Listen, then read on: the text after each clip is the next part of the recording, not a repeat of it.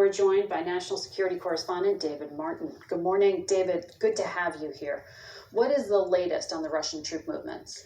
Well, about 30 Russian warships have begun live fire exercises in the Black Sea. And if you plot the coordinates of those exercises, you will see that those exercises cover virtually the entire southern coast of Ukraine. Meanwhile, you have those exercises with 30,000 Russian troops going on in Belarus, whose border is just an hour away from the Ukrainian capital of Kyiv. Russia now has 80% of the forces it would need to conduct an all-out invasion, and the rest are on their way. Some of those troops that we have seen parked bumper to bumper in those assembly areas and satellite photos, they're starting to move out of those assembly areas a little closer to the border, but not yet into what you would call an attack position.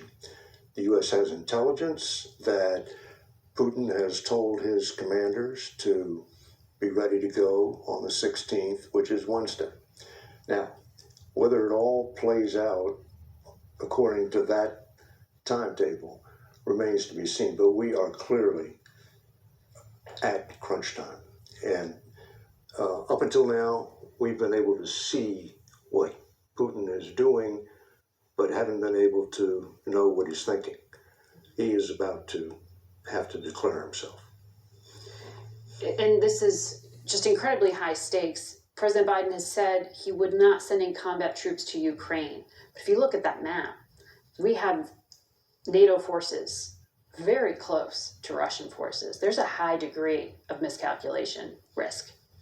The stakes in this are really incredibly high. I mean, you have the sovereignty of a country, Ukraine. You have the solidity of an alliance, NATO.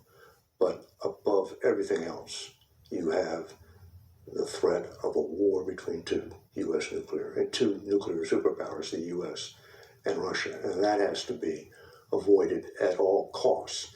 And frankly, I think that is why Putin has been so methodical in this buildup, and in fact, maybe even telegraphing some of his punches so that the Americans have plenty of time to get out of the way.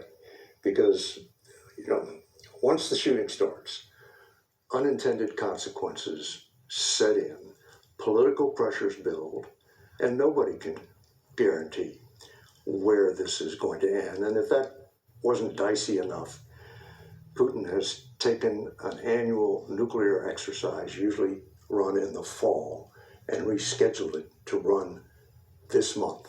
And that exercise usually includes the firing of ICBMs, test firing of ICBMs, and of submarine launched ballistic missiles. Mm-hmm. The last time he did that, to reschedule that exercise, was when he annexed Crimea.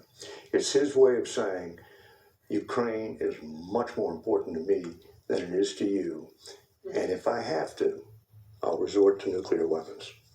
David, thank you for clearly sketching out the stakes here. Sure thing. Good to have you here.